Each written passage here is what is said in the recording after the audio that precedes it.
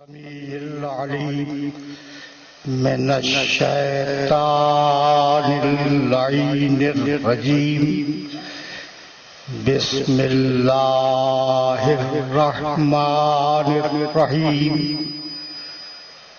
الحمد لله الملك القدوس العزيز الحكيم. هو الذي أنزل رسوله بالهدى ودين الحق ليظهره على الدين كله ولو كره المشركون. والصلاة والسلام والتحية والإكرام على أشرف النبيين وخاتم المرسلين سيدنا ومولانا أبي القاسم محمد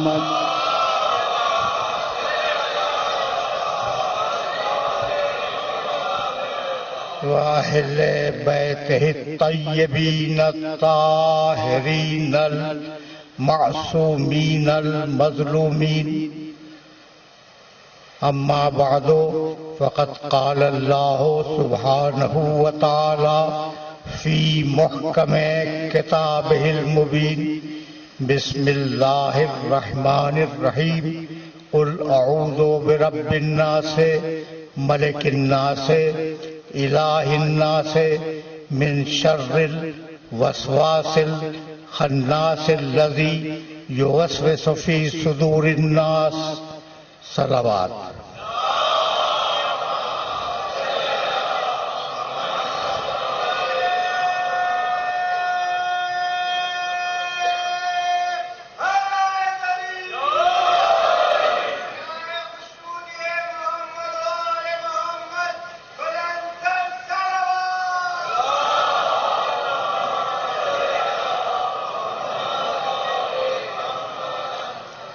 عزیزان محترم، سورہ والناس کی تلاوت کا شرف حاصل کیا گیا ایک آیت کو چھوڑ کر. کل گفتگو جس مرحلے پر رکی تھی ہم اس مرحلے سے متصل ہوں گے، لیکن کچھ باتیں اپنے سننے والوں کی خدمت میں پیش کر دوں. مسئلہ یہ ہے کہ اللہ شر کا خالق نہیں ہے.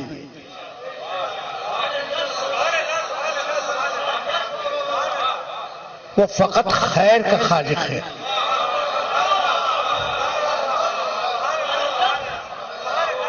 اور یہ تعلیم ہمیں آل محمد نے دی ہے.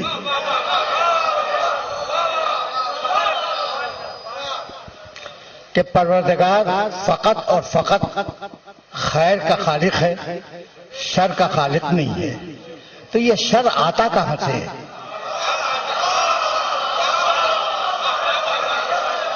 یہ سوال تو ہے نا کہ یہ شر آتا کہاں سے ہے؟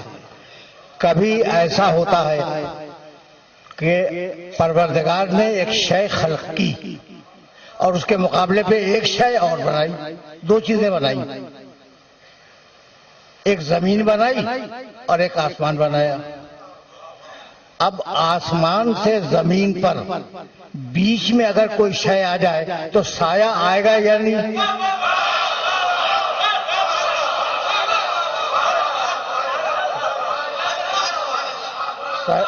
سایہ تو آئے گا. سایہ کا آنا تو یقینی ہے نا. یہ سایہ پروردگار نے خلق نہیں کیا، خود آیا ہے.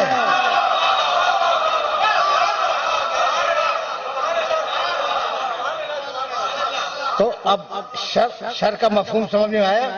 شر خود بخود آ جاتا ہے.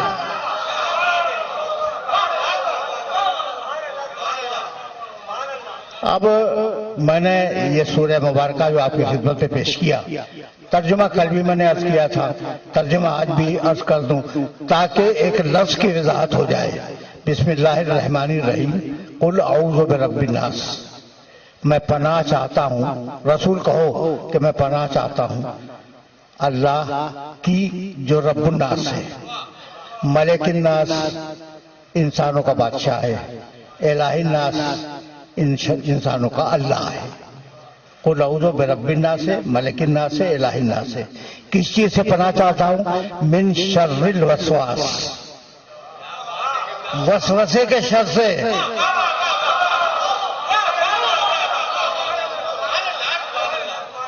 من شر الوسواس الخناس الذی، اس شر کرنے والے کے شر سے جو چپکے سے دل میں شر ڈال دیتا ہے۔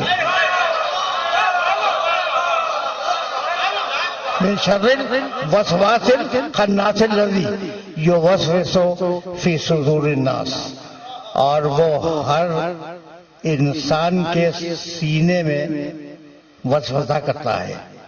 من الجنت والناس، یہ شر ڈالنے والے، سینے میں شر ڈالنے والے جنوں میں بھی ہیں اور انسانوں میں بھی ہیں۔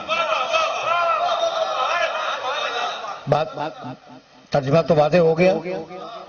اچھا، اب مجھے اجازت دیجیے کہ میں ابھی منزل تمہید میں ہوں کہ شر آیا کسی اور وسیلے سے۔ اچھا، تو وہ بھی تو کسی اور کے وسیلے سے آیا تھا، وہ جس نے شر پھیلایا۔ اچھا، ایسا ہے یا نہیں؟ ابلیس خود تو پیدا نہیں ہوا، اللہ نے پیدا کیا تو پیدا ہوا۔ لیکن عجیب بات یہ ہے کہ قرآن مجید نے کہا کان من الجن، وہ جنوں میں سے تھا، ابلیس جنوں میں سے تھا۔ یعنی اللہ نے ابلیس کو ابلیس نہیں بنایا، جن بنایا تھا۔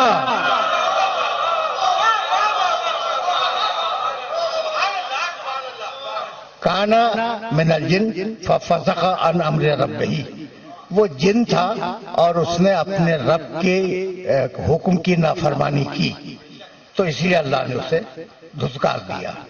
ٹھیک ہے نا؟ تو ابلیس کیسے گمراہ ہوا، یہ سوال ہے نا۔ اب ایک آیت اور سنتے جاؤ تاکہ تم پہ واضح ہو جائے کہ وہ گمراہ ہوا تو کیسے ہوا۔ بسم اللہ الرحمن الرحیم، بھائی سننا۔ کہنے لگا کہ بہت طویل ٹکڑے ہیں آئے مبارکہ کے، اس لیے میں چاہ رہا ہوں کہ کوئی ایک ٹکڑا مجھے آسانی سے مل جائے تو وہ پڑھ کے آگے بڑھ جاؤں۔ والشمس سے، چلو، والشمس وضحاہا، قسم ہے سورج کی اور اس کے گرم وقت کی۔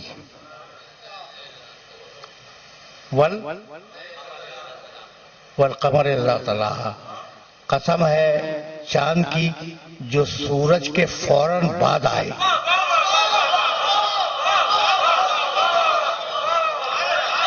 سورج کے فوراً بعد آئے۔ والشمس وضحاہا والقمر اذا تلاہا۔ آگے والنہار اذا جلاہا، قسم ہے دن کی جب وہ مکمل طریقے سے روشن ہو جائے۔ واللیل اذا یغشاہا، قسم ہے رات کی جب وہ مکمل طریقے سے تاریک ہو جائے۔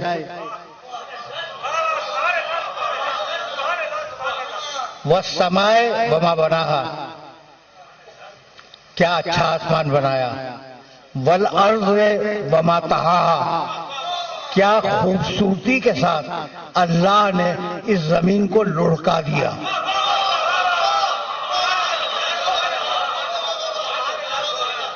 دیکھو بھائی، یہ یاد رکھنا اور یہ یاد رکھنے کی چیز ہے کہ زمین میں حرکت پائی جاتی ہے اور زمین کوروی ہے، کورے کی صورت میں ہے۔ یہ دونوں باتیں 19ویں صدی کی ہیں، اس سے پہلے کسی کو پتا نہیں تھا کہ زمین میں حرکت پائی جاتی ہے اور وہ کوروی ہے۔ ٹھیک ہے نا؟ قرآن نے کیا کہا؟ اور ہم نے کیا اچھی طرح زمین کو لڑکا دیا۔ لڑکانے میں حرکت بھی ہے، گورائی بھی ہے۔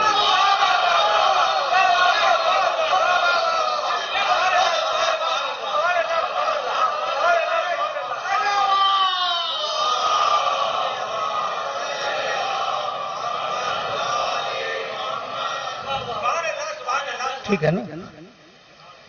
وَنَفْسٍ وَمَا سَوَّاهَا، ہم نے نفس کو کتنا اچھا بنایا.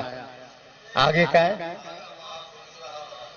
بالکل صحیح کہہ رہے ہیں. فَأَلْهَمَهَا فُجُورَهَا وَتَقْوَاهَا، اور اللہ نے فسق و فجور کا الہام اس نفس کو کر دیا، تقوی کا الہام اس نفس کو کر دیا. تقوی موجود تھا انسان کے اندر،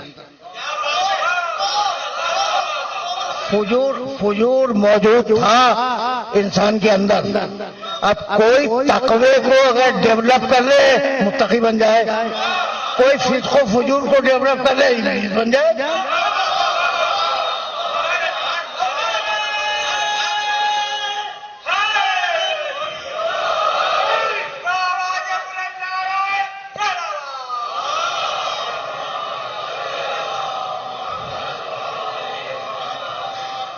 بات واضح ہو رہی ہے نا؟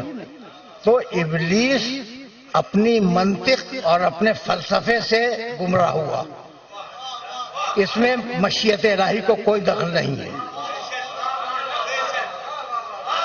یہاں تک میرے ساتھ آ گئے؟ اچھا بھائی، اب پھر چلو آئے مبارکہ کی طرف. بسم اللہ الرحمن الرحیم. قل اعوذ برب الناس ملک الناس الہ الناس من شر الوسواس الخناس الذی یوسوس. کہاں وسوسہ کرتا ہے؟ سینوں میں. جگہ معین کی ہے اللہ نے. ابلیس کے وسوسہ کرنے کی جگہ کیا ہے؟ سینہ. یہ ذہن میں رکھنا، اس لیے کہ میں اس سے کام لینا چاہ رہا ہوں. اور اگر اس آیت تک پہنچ گیا تو میری محنت یہیں پہ سوارت ہو جائے گی. اچھا بھائی، تو یوسوس فی صدور الناس، ابلیس انسانوں کے سینوں میں وسوسہ کر رہا ہے. یہی ہے نا؟ عجیب بات یہ ہے کہ سورہ حجرات 49واں سورہ، اس سورے کی ایک چھوٹی سی آیت کیا ہے؟ قالت الاعراب آمنا. عرب کہتے ہیں کہ ہم ایمان لائے. سننا بھائی، بہت آرام سے اور بہت توجہ سے اس آیت مبارکہ کو سننا. قالت الاعراب آمنا، عرب کہتے ہیں کہ ہم ایمان لے آئے. قل لم تؤمنوا، حبیب ان سے کہہ دو کہ تم ایمان نہیں لائے ہو.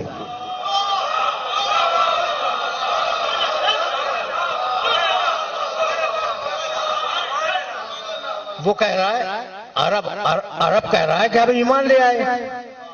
رسول سے اللہ کہلوا رہا ہے کہ تم ایمان نہیں لائے ہو. پھر کیا لائے ہو؟ وَلَٰكِنْ قُولُوا أَسْلَمْنَا، تم کہو کہ ہم اسلام لائے ہیں.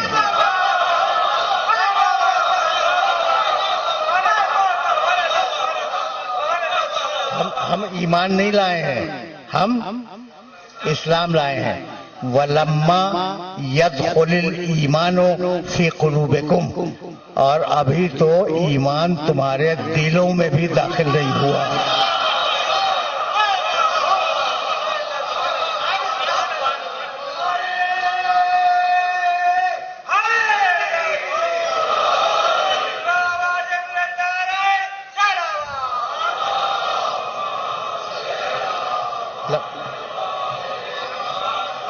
لما يدخل الایمان فی قلوبکم، ابھی ایمان تمہارے دلوں میں داخل نہیں ہوا.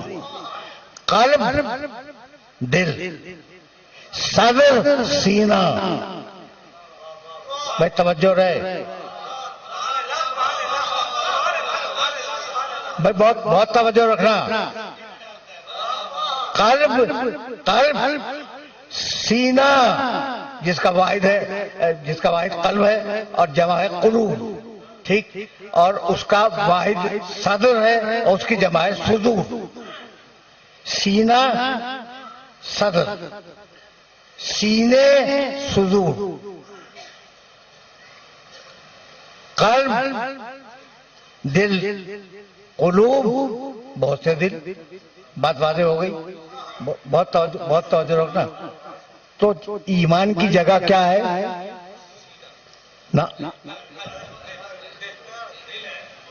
ایمان کی جگہ قرآن کی آیت ہے، ایمان کی جگہ دل ہے اور اسلام کی جگہ سینہ ہے. تو اب مومن کو اور مسلمان کو الگ تو ہونا ہی چاہیے.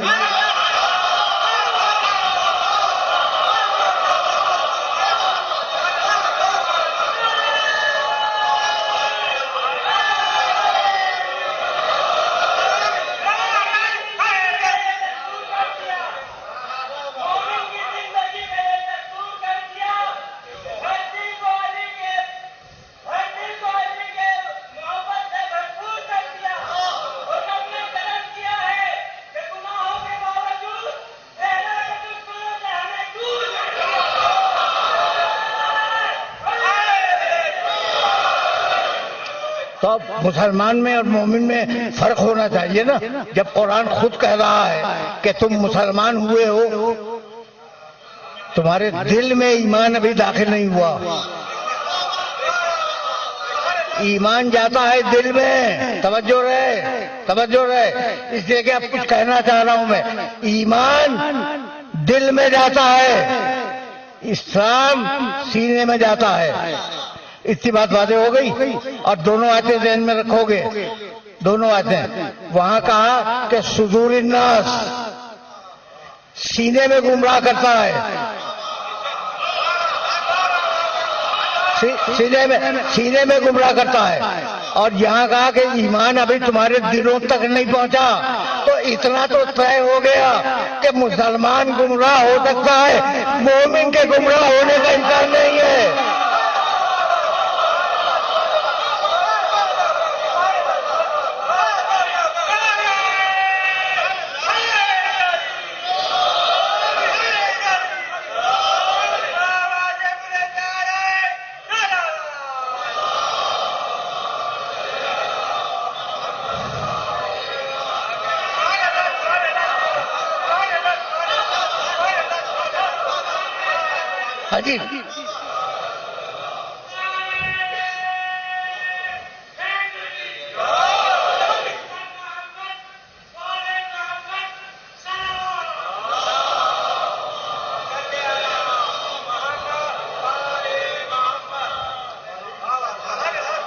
جی عجیب قرآن نے کہا، میں اپنی طرف سے تو کچھ نہیں کہہ رہا ہوں نا بھائی، قرآن نے کہا کہ مسلمان گمراہ ہو سکتا ہے، مومن کے گمراہ ہونے کا امکان نہیں ہے.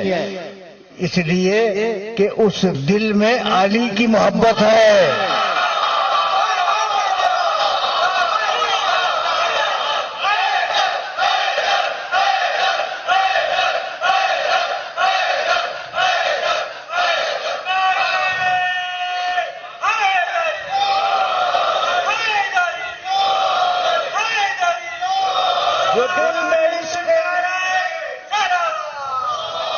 جو دل میں عشق علی ہے تو آشکار کرو، جو دل میں عشق علی ہے تو آشکار کرو. نہ اور وقت گزرنے کا انتظار کرو، نہ اور وقت گزرنے کا انتظار کرو. جانے کب کوفے سے آ جائے صدائے مختار، جتنے شبیر کے قاتل ہیں گرفتار کرو.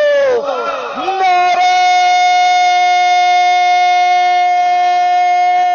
حیدری برائے خوشنودی محمد و آل محمد بلندر صلوات.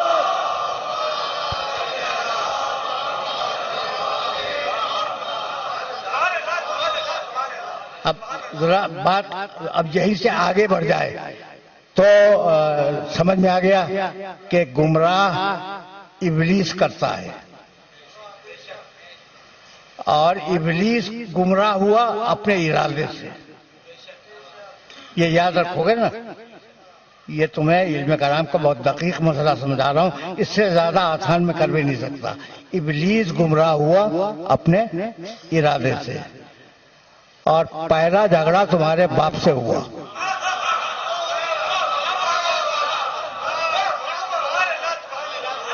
بھائی آدم علیہ السلام پوری انسانیت کے باپ ہیں یا نہیں؟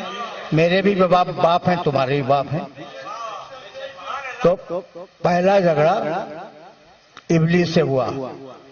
یا ابلیس، بھائی عجیب و غریب طریقے سے پروردگار نے کہا ما منعک ان تسجد لما خلقت بیدی. اے ابلیس، تو اس آدم کو سجدہ کیوں نہیں کرتا؟ سنو سنو سنو، تو اس آدم کو، اے ابلیس تو اس آدم کو سجدہ کیوں نہیں کرتا؟ لما خلقت بیدی، اس آدم کو میں نے اپنے دونوں ہاتھوں سے بنایا ہے.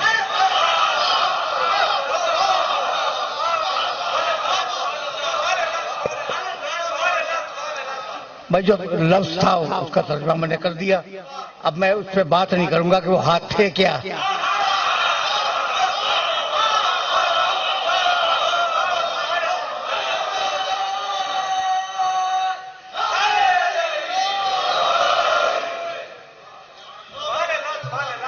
اچھا عجیب بحیرہ فکر ہے. یا ابلیس ما منعک ان تسجد لما خلقت بیدی. یہ آیت پہ ظاہر ہے کہ جب قرآن مجید میں ملا آتا ہے پڑھتا ہے یا نہیں؟ پڑھتا ہوگا نا، یقیناً پڑھتا ہوگا. بھائی ٹھیک ہے یا نہیں کہ ملا جب اس آیت تک آتا ہوگا یا ابلیس ما منعک ان تسجد لما خلقت بیدی، تو اس آیت کو پڑھتا ہوگا یا نہیں؟ تو یا ابلیس تو بہت خوش ہو کے کہتا ہے، اور یا علی کہتے ہوئے موت آتی ہے.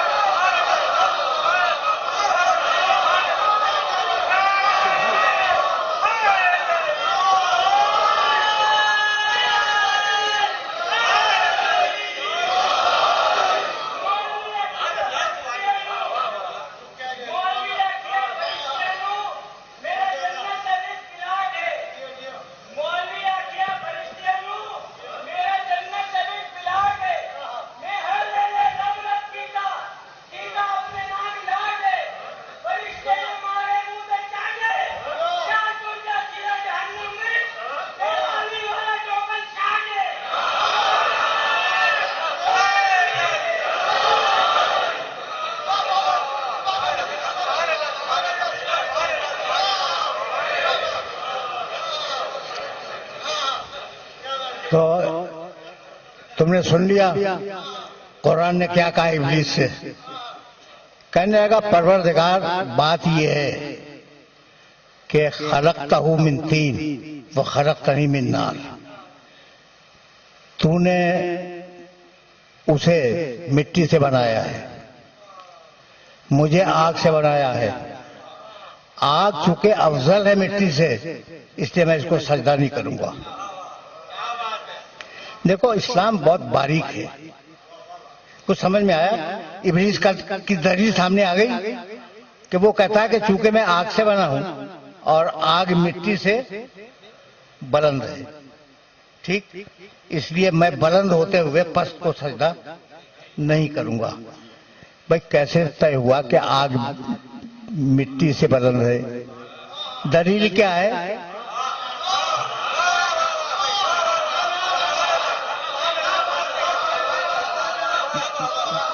اب سمجھ میں آیا کہ کیسے وہ دلیل گمراہ ہوا؟ اب سمجھ میں آیا؟ یعنی عجیب بات ہی ہے کہ اگر تم دیکھو تو آگ میں جو چیز ڈالو جلا کے خاک کر دے گی، اور مٹی رزق دیتی ہے.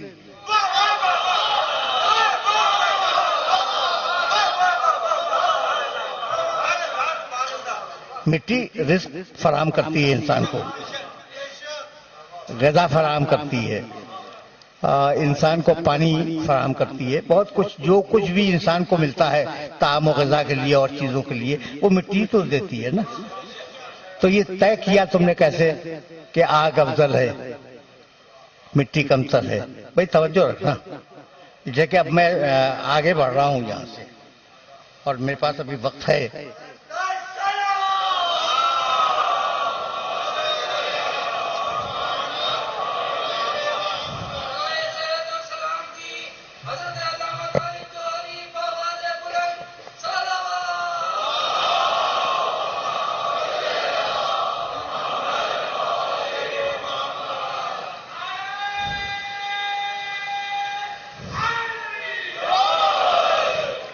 تو جھگڑا تو ہو گیا. کہنے لگا بھائی سننا، بس سنا، اس لیے کہ میں اللہ اور ابلیس کا مکالمہ آپ کو سنا رہا ہوں. مکالمہ. اب اللہ سے گفتگو ہو رہی ہے ابلیس کی کہ تو نے مجھے آگ سے پیدا کیا اور آگ افضل ہے، اس لیے میں اس کو سجدہ نہیں کروں گا. جبھی نے مشیت پہ شکن آ گئی، جلال آ گیا اور کہا نکل میرے دربار سے نکل. جانتے ہو کیا کہنے لگا؟ رب، بھائی توجہ رکھنا، اے میرے پروردگار، اے میرے پروردگار. اللہ کو مانتا ہے.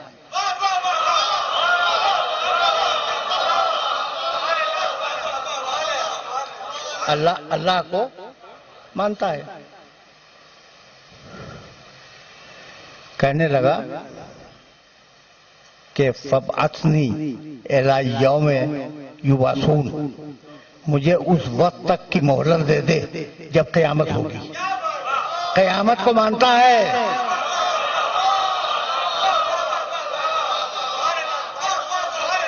ابلیس اللہ کو مانتا ہے، قیامت کو مانتا ہے. اس کے اصول دین سمجھا رہا ہوں.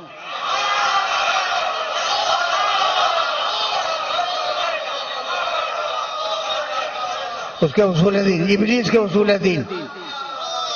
توحید مانتا ہے، قیامت مانتا ہے. کہنے لگا کہ سب کو بہکا دوں گا، لیکن جو تیرے رسول ہیں انہیں وہ بہکا نہیں سکتا. نبوت کو بھی مانتا ہے. تو ابلیس کے اصول دین تین: توحید، نبوت، قیامت. بھائی توجہ رہے، توحید، نبوت، قیامت.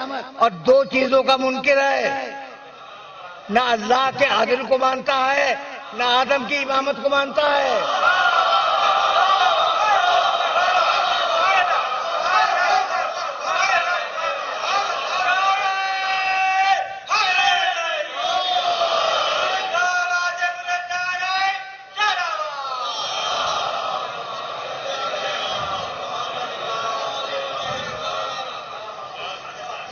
بھائی بہت توجہ رکھنا، اس لیے کہ درمیان میں ذکر آ گیا. میں ذکر خیر کہنے جا رہا تھا تو ذکر آ گیا ہے تو کچھ جملے سنتے جاؤ. جانا تو آگے ہے، لیکن یہ کہ مرحلے سر ہو جائیں اور ضروری ہے. اچھا بھائی، تو اب ایک جملہ عرض کروں، وہ سنیں. اور اسے دیکھیے، یہ جو جملے ہیں نا، میں بیشتر جملے تو قرآن مجید سے پیش کرتا ہوں آپ کی خدمت میں، تو کوشش کریں کہ انہیں ذہن میں محفوظ رکھیں. اگر رکھ نہ سکیں تو ان کا نشان یاد رکھیں، اور جانے کے بعد قرآن مجید میں اس کو دیکھا کریں ترجمے کو، کہ میں نے صحیح ترجمہ کیا یا ڈنڈی مار دی.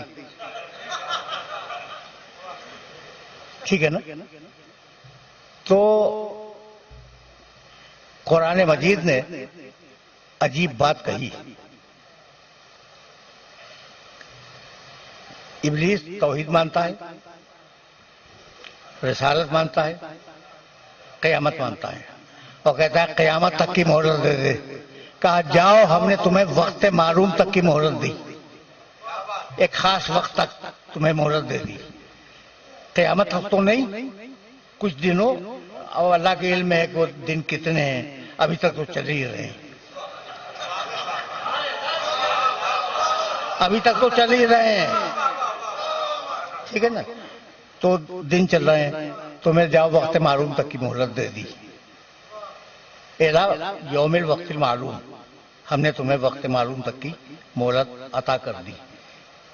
جب مہلت مل گئی تو اب اس کے تیور بدل گئے. کہنے لگا کہ لَأُغْوِيَنَّهُمْ أَجْمَعِينَ، مالک تو نے مجھے نکال دیا ہے نا اپنے دربار سے، تو جا رہا ہوں. آدم کی ساری نسل کو بہکاؤں گا. آدم کی ساری نسل کو بہکاؤں گا. لَأُغْوِيَنَّهُمْ أَجْمَعِينَ 100% لوگوں کو بہکاؤں گا. إِلَّا عِبَادَكَ مِنْهُمُ الْمُخْلَصِينَ.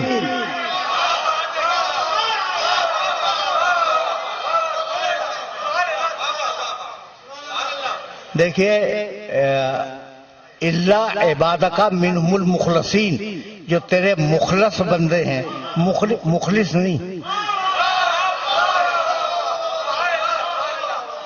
مخلص کا معنی جو خالص ہو، اللہ کی بارگاہ میں نیاز رکھنے والا ہو، یہ مخلص ہے. مخلص جسے اللہ نے خالص بنایا ہو.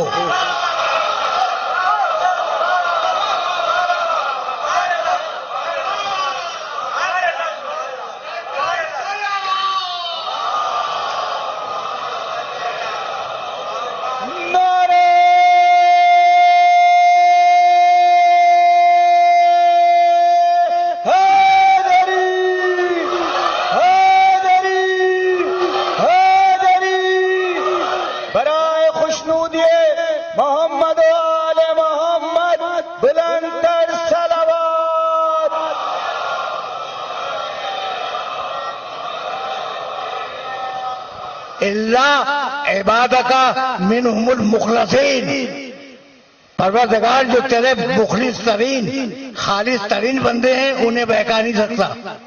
دیکھو بھائی، شکایت ہمیشہ اپنوں سے ہوتی ہے، شکایت ہمیشہ اپنوں سے ہوتی ہے. اب مجھے حق ہے نا شکایت کرنے کا کہ ابلیس تو انہیں پہچان گیا، آپ اب تک نہیں پہچانے.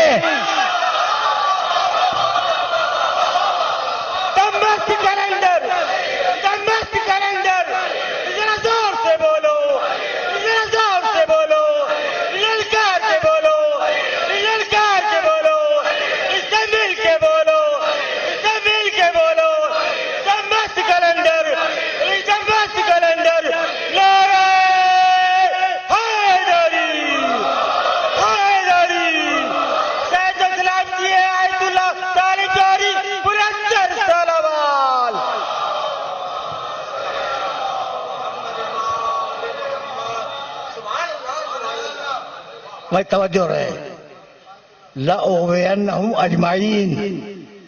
بھائی توجہ رکھنا، اس لیے کہ بہت نازک مرحلے فکر ہے.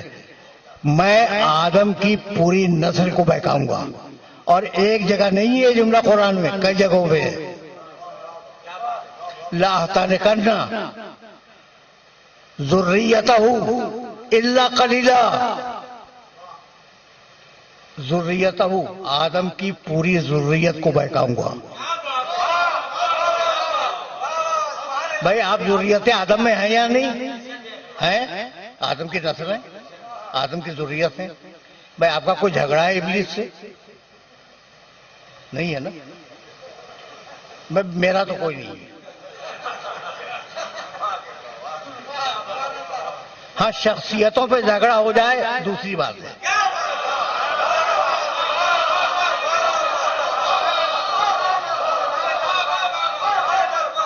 لیکن میرا کوئی جھگڑا ابلیس سے نہیں ہے. تو یہ میں نے کیا قصور کیا جو مجھے گمراہ کرے گا؟ آپ نے کیا تفسیر کی ہے جو آپ کو گمراہ کرے گا؟ تو آج سمجھ میں آیا کہ ابلیسیت کہتے کس کو ہے. اگر نبی سے انتقام نہ لے سکو تو اس کی ذریت سے انتقام لے لو.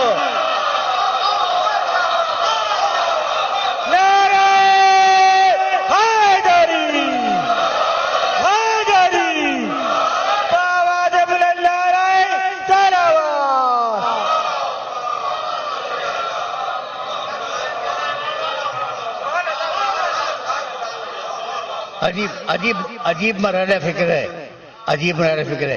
یہاں تک آ گئے میرے ساتھ. اب میں مقام محمد کی طرف جا رہا ہوں، اب یہاں سے جا رہا ہوں. تو لیکن ایک جملہ کہہ کے جاؤں گا کہ اب وہاں سے جہاں تمہارے باپ کا جھگڑا ہوا آدم سے، وہیں سے نظام ہدایت اور نظام گمراہی الگ الگ ہو گئے. وہ گمراہی کا ٹھیکہ لے چکا ابلیس، اب اللہ نے انبیاء و مرسلین کو اور ائمہ کو ہدایت کے لیے مبعوث کیا ہر زمانے میں. صرف تمہارے امام نہیں ہیں، موسیٰ بھی امام تھے، یہ ذہن میں رہے. اور بنی اسرائیل میں بہت امام ہوئے ہیں، قرآن نے ان کا تذکرہ بھی کیا ہے. ٹھیک ہے نا؟ تو اب ایک ہدایت کا سلسلہ چلا، ایک گمراہی کا سلسلہ چلا. اور اب یہاں تمہیں روکوں گا میں، اور روکنے کے بعد کچھ عرض کرنا چاہوں گا. کہنے لگا دیکھو بھائی، بہت تابع داری کر رہا تھا کہ مجھے مہلت دے دے. جب مہلت مل گئی تو کیا کہنے لگا؟ لَأَقْعُدَنَّ لَهُمْ صِرَاطَكَ الْمُسْتَقِيمَ. لَأَقْعُدَنَّ لَهُمْ صِرَاطَكَ الْمُسْتَقِيمَ. میں پروردگار تیری صراط مستقیم پہ بیٹھ جاؤں گا. کہاں بیٹھے گا؟ صراط مستقیم پر. وَلَأُغْوِيَنَّهُمْ، اور انہیں گمراہ کروں گا اجمعین، سب کے سب کو. إِلَّا عِبَادَكَ مِنْهُمُ الْمُخْلَصِينَ. توجہ رکھنا، اس لیے کہ یہ وہ منزل ہے جہاں میں تمہیں روکنا چاہ رہا ہوں کہ میں بیٹھ جاؤں گا تیری صراط مستقیم پر. صراط مستقیم پر، یہ پر جو ہے نا، اس پر کو اپنے ذہن میں رکھنا. صراط مستقیم پر بیٹھ جاؤں گا اور ساری نسل آدم کو گمراہ کروں گا، بہکاؤں گا. اور تو انہیں اپنا بیشتر شاکر نہیں پائے گا، شکر کرنے والے بندے نہیں پائے گا. اتنا گمراہ کروں گا ان لوگوں کو. توجہ رکھنا، اس لیے کہ وہ باریک مرحلے فکر ہے جہاں میں تم کو لے آیا. صراط مستقیم پر بیٹھ کے گمراہ کروں گا، یہی ہے نا ابلیس کا دعویٰ، یہی ہے صراط مستقیم پر بیٹھ کے گمراہ کروں گا. بھائی بہت توجہ، بہت توجہ. اچھا بھائی، ابلیس صراط مستقیم پر بیٹھ کے گمراہ کرے گا، ٹھیک ہے نا؟ کبھی تم نے کوشش کی کہ قرآن مجید سے پوچھو کہ کون صراط مستقیم پر ہے؟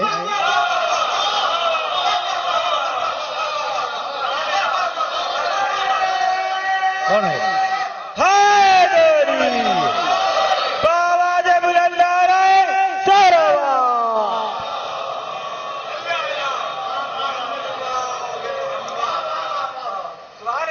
ہم اور آپ صراط مستقیم پر ہیں. بھائی ایک آیت سنو قرآن کی، بلکہ دو آیتیں سنو. ایک سارے انبیاء کے لیے، ایک حضرت ابراہیم کے لیے. سارے انبیاء کے لیے کہنے لگا فاجتبیناہم وہدیناہم الی صراط مستقیم. ہم نے نبیوں کو منتخب کیا اور ان کی ہدایت کی صراط مستقیم کی طرف.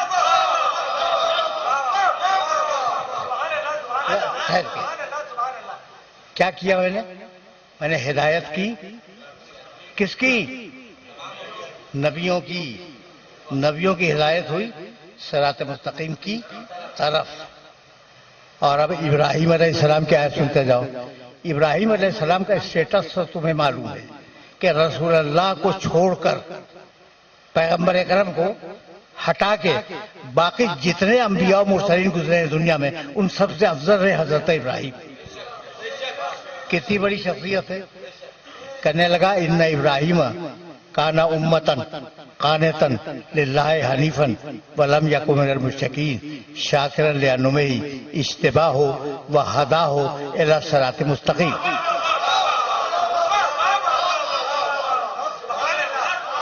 ابراہیم نے جب بندگی دکھلائی تو ہم نے اس کا اجتباء کیا، منتخب کیا، اور اس کی ہدایت کی صراط مستقیم کی طرف. کوئی نہیں ہے صراط مستقیم پر، کوئی نہیں ہے. ابراہیم علیہ السلام تک کی تو فہرست میں نے گنا دی. ٹھیک ہے نا؟ اچھا تو اب ہے کون صراط مستقیم پر؟ اب آیت پڑھوں. بسم اللہ الرحمن الرحیم. یاسین والقرآن الحکیم انکا لمن المرسلین علی صراط مستقیم. پیغمبر قرآن کی قسم کہ سارے رسولوں میں فقط تم صراط مستقیم پر ہو.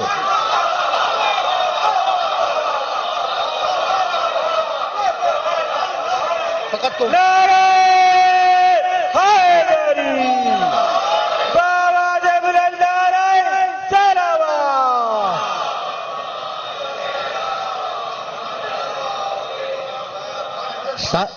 سارے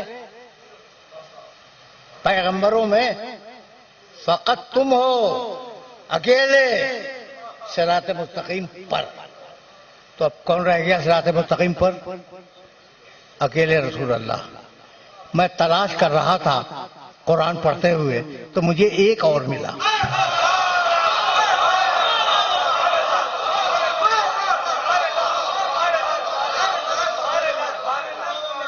اب وہ روایت سن لو پھر آیت بھی پڑھ دوں گا.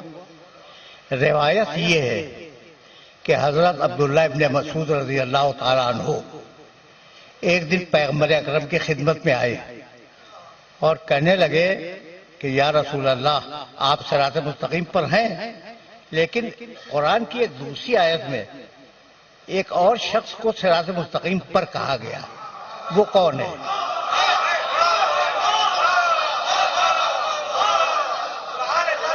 وہ کون ہے؟ سوال سمجھ لیا تم نے کہ کوئی اور ہے اور وہ ایک ہی ہے، ایک ہی ہے اور وہ رسول اللہ کے علاوہ صراط مستقیم پر ہے. ٹھیک ہے نا؟ وہ کون ہے؟ عجیب مرحلہ فکر ہے. اب میں آیت کی طرف جا رہا ہوں اور پھر جواب سناؤں گا پیغمبر اکرم کا. ضرب اللہ مثلا رجلین، اللہ تمہارے سامنے دو مردوں کی مثال بیان کرتا ہے. احدہما ابکمو، پہلا جو ہے وہ گونگا ہے، لا یقدر علی شیء، کسی بات پہ قادر نہیں ہے، وہو کل علی مولاہ، اپنے آقا اور مولا کے لیے بوجھ ہے.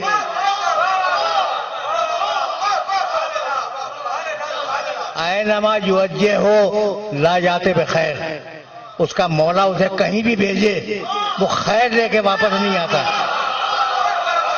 چاہے سورہ برات ہی کیوں نہ ہو.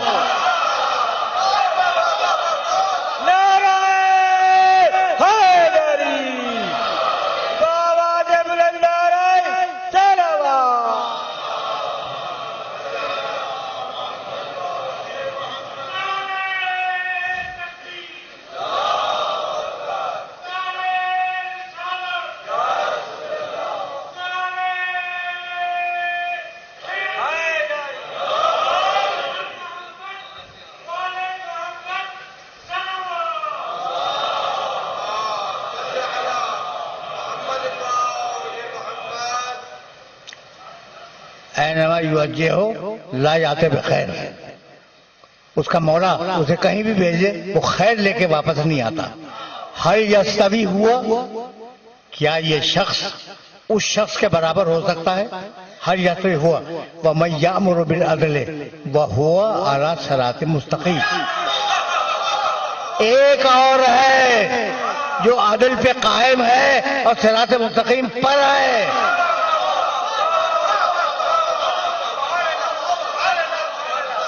تو اب دو ہیں صراط مستقیم پر، ایک رسول اللہ اور ایک کو تلاش کرنا ہے کہ وہ ہے کون. ٹھیک ہے نا؟ تو حضرت عبداللہ ابن مسعود نے رسول اللہ سے پوچھا کہ یا رسول اللہ آپ تو ہیں صراط مستقیم پر، سمجھ میں آ گیا، سورہ یاسین میں لکھا ہے، یہ دوسرا کون ہے جو صراط مستقیم پر ہے؟ اتنے میں علی کے گھر کا دروازہ کھلا.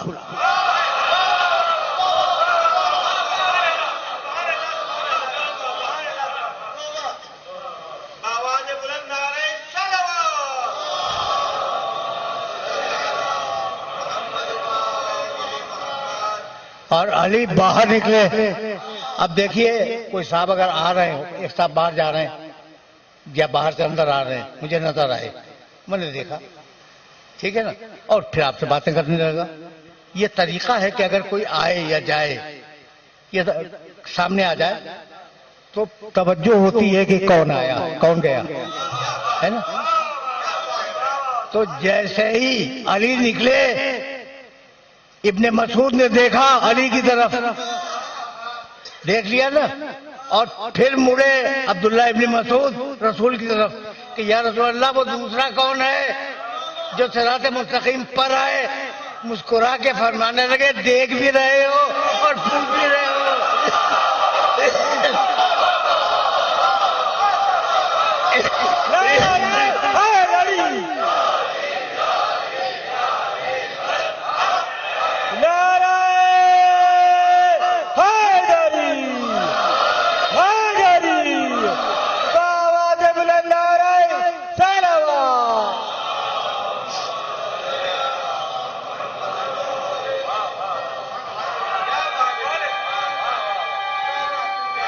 کتنے بجے بیٹھنا تھا؟ کتنا وقت ہے؟ 10 منٹ بس. یہ تو جی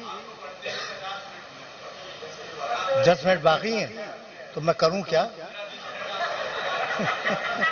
کروں کیا؟ نہیں، اب تو میں نہیں پڑھوں گا، ظاہر ہے.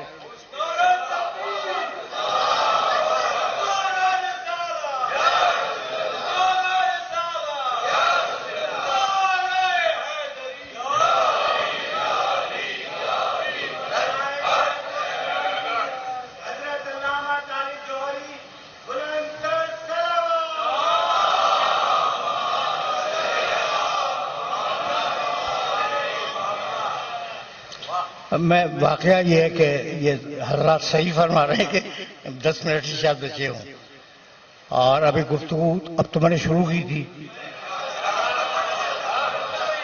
بلکہ یہ وہ انجن ہے جو گرمی دیر میں ہوتا ہے.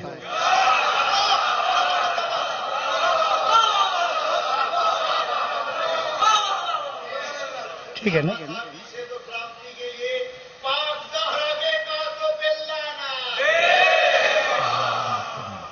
بس میرے عزیزوں، میرے دوستوں، کچھ جملے سنو. ابھی میں فضائل میں ہوں، کچھ جملے سنو اور اس کے بعد کچھ جملے مصائب کے بھی عرض کروں گا اور تقریر تمام ہو جائے گی. اچھا بھائی، تو رسول اللہ ہیں صراط مستقیم پر اور دوسرے علی ہیں صراط مستقیم پر. اتنی بات تو طے ہو گئی، اتنی بات طے ہو گئی. یہ جو تمہارا رسول ہے یہ بڑا عجیب و غریب رسول ہے. ایسا رسول نہ آیا اور نہ آئے گا. یعنی صرف رسالت ختم نہیں ہوئی، رسالت کے جتنے درجے تھے وہ سب ختم ہو گئے.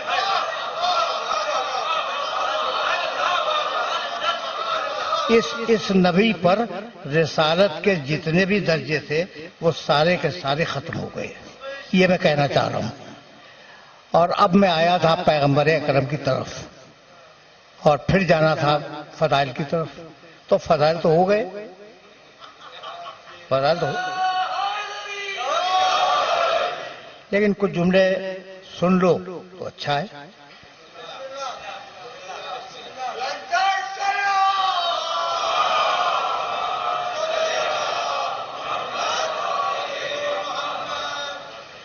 پیغمبر اکرم کے متعلق تم جانتے ہو کہ ان سے بڑا رسول نہیں آیا، ان سے بڑا نبی نہیں آیا، ان سے بڑا انسان دنیا میں پیدا اللہ نے نہیں کیا، اور شاید اس کے علم میں بھی ان سے بڑا انسان کوئی تھا نہیں. علم الہی کی بات کر رہا ہوں. شاید اگر ہوتا تو بھیج دیتا.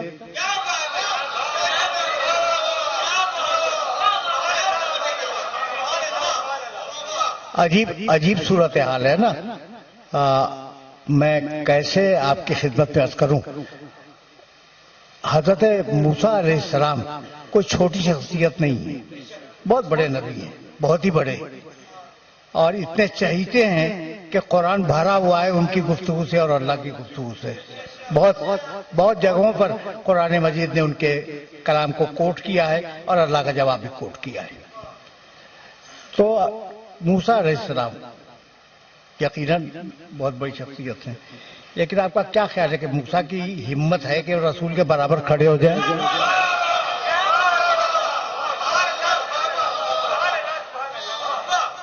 اب میں مجبور ہوں کہ 2 آیتوں میں موازنہ کروں اور پھر میں تقریر ختم کر دوں. موسیٰ علیہ السلام سے پروردگار نے کہا اذهب الی فرعون انہ طغی، موسیٰ جاؤ فرعون کے دربار میں، اس نے بڑی سرکشی اختیار کی ہے. قال، موسیٰ بولے رب اشرح لی صدری ویسر لی امری واحلل عقدۃ من لسانی یفقہوا قولی واجعل لی وزیرا من اہلی ہارون اخی.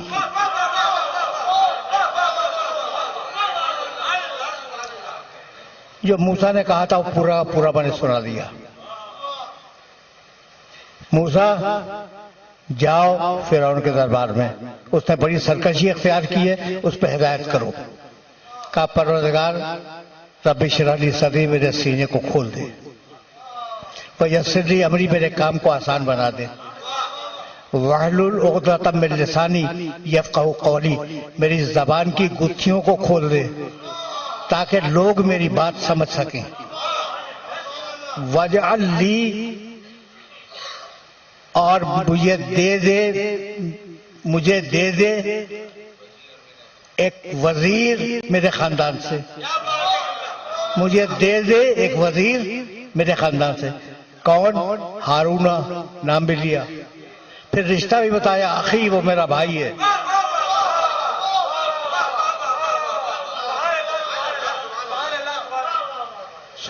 سن لیا تم نے موسیٰ علیہ السلام کی دعا کو؟ سن لیا نا تم نے؟ قد اوتیت سؤلک یا موسیٰ، جاؤ موسیٰ، ہم نے تمہاری یہ ساری دعائیں قبول کر لی. ہارون تمہارا بھائی ہے لیکن تمہارا وزیر ہے اور تمہارے ساتھ جائے گا. ٹھیک ہے نا بھائی؟ بہت توجہ رکھنا، بہت توجہ رکھنا، اس لیے کہ بہت باریک منزل فکر ہے. رب اشرح لی صدری ویسر لی امری واحلل عقدۃ من لسانی یفقہوا قولی واجعل لی، بنا دے لی، میرے لیے، وزیرن، ایک وزیر، من اہلی، میرے خاندان سے. نام ہارون، اس کا نام ہارون ہے. رشتہ کیا ہے؟ اخی، وہ میرا بھائی ہے. سن لیا تم نے؟ اب میں پیغمبر اکرم کی دعا آپ کی خدمت میں پیش کرنا چاہ رہا ہوں، اور بات یہیں اب غالباً رک جائے گی. قل، رسول کہو، یعنی یہ وہ رسول ہے جو اپنی مرضی سے دعا تک نہیں مانگتا.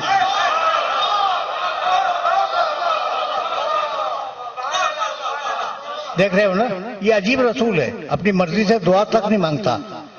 رب ادخلنی مدخل صدق، پروردگار مجھے سچائی کے ساتھ داخل کر دے شہر مدینہ میں.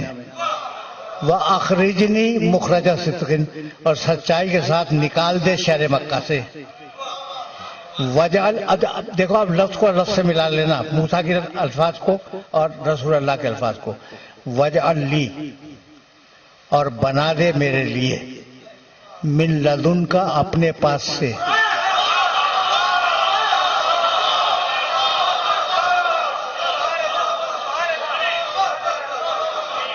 من لدن کا، اپنے پاس سے بنا دے. کیا بنا دے؟ سلطانن، ایک طاقتور، نصیرہ، مددگار. رسول اللہ نے اللہ سے مدد نہیں مانگی، مددگار مانگا ہے.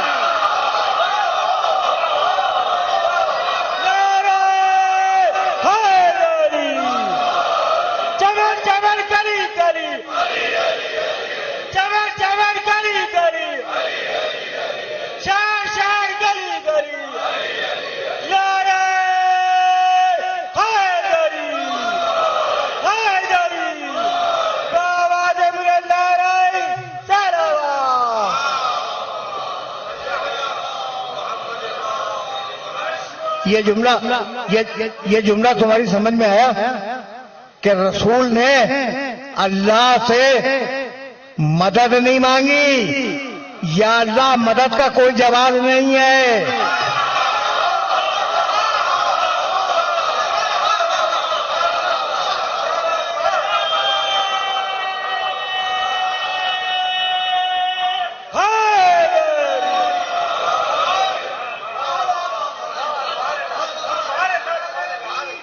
اگر مدد کرتا بھی ہے تو وسیلے کے ذریعے کرتا ہے. کبھی پھر صحیح زمانے نے مہلت دی تو میں عرض کروں گا کہ وسیلے کے ذریعے کیسے مدد کرتا ہے، اور مدد کے لیے اللہ نے اصول کیا بنائے ہوئے ہیں. یہ مسائل ہیں جنہیں ممبر سے ڈسکس ہونا چاہیے اور کبھی کروں گا، لیکن آج تقریر کو اس مرحلے پر اختتام پذیر کر رہا ہوں کہ جو شخصیت ہے پیغمبر اکرم کی، میں کیا کروں آپ کی خدمت میں. چہلم کو بھائی پرسوں ہے، ایک ہی رات تو رہ گئی نا. چہلم میں ایک ہی رات رہ گئی.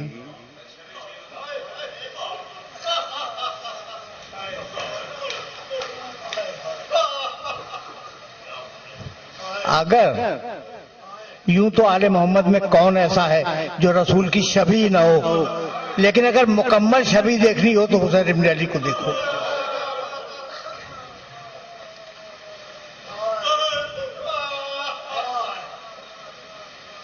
شمر ابن جوشن جب حسین ابن علی کا سر قلم کر رہا تھا،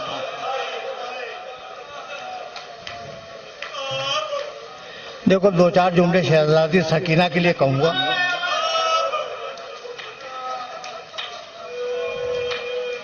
لیکن یہ جملہ سن لو. جب سر قلم کر رہا تھا تو اس نے دیکھا کہ حسین کے لبہائے مبارک ہل رہے ہیں. اس نے اپنے کانوں کو متوجہ کیا کہ حسین اس وقت کیا کہہ رہے ہیں. شمر کہتا ہے کہ حسین ایک شعر پڑھ رہے تھے، ترکت الخلق ترن فی ہوا کا. پروردگار میں پوری مخلوق کو، ساری دنیا کی مخلوقات کو ترک کر کے تیری محبت میں تیرے پاس آ رہا ہوں. وَآیتمت الْعَیَالَ لِکَیْ أَرَاکَ، اور اب مجھے سکینہ کی اسیری کی پرواہ نہیں ہے.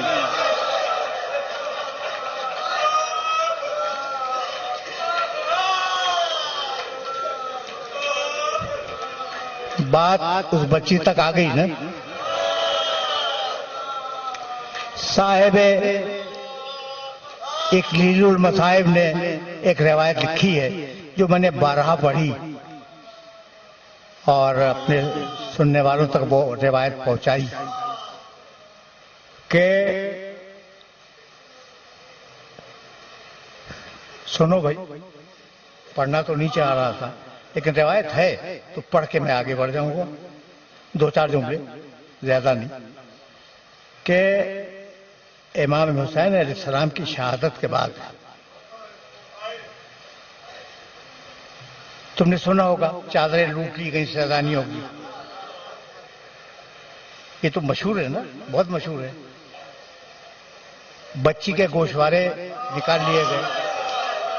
مجھے یہ بتا سکتے ہو کہ وہ گوشوارے کیسے نکالے گئے؟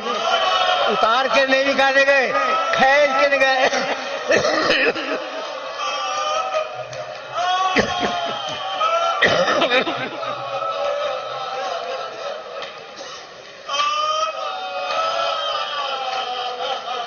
کھینچ کے نکالے گئے. بچی، اب سننا بھائی سننا، بچی سو رہی تھی حسین ابن علی کے لاشے کے قریب. اب میں نہیں سمجھتا کہ وہ سینے پر سو سکی ہو، لیکن سینے پہ اتنے تیر تھے کہ سونا ممکن نہیں تھا. کئی سو رہی ہوگی.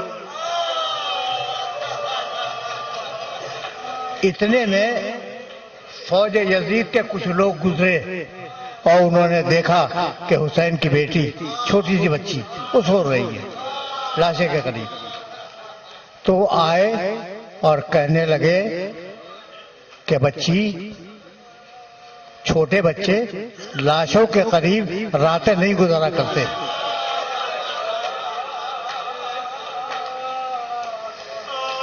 جاؤ اپنے بزرگوں کے پاس جاؤ. اکیلی رات میں اکیلا بچہ لاشے کے قریب رات نہیں گزارتا. بچی نے رو کے کہا میرا بابا بھی تو اکیلا ہے نا.